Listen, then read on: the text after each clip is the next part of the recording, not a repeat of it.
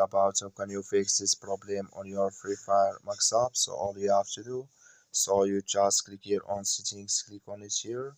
When you just click here on settings, it's going to show for you list like this here. So then you go down, just keep going down, click here on apps, come to apps list here, and here you're looking for Free Fire Max app, or just click here on search. Then here at Free Fire Max, it's going to show for you like this, click on it. Then it's going to take you to this list here, click on first stop, then you click on OK. Then you go down, just click here on storage, come to storage list here, just click on clear cache. Then all you have to do, so you just go to your Play Store, click on it here.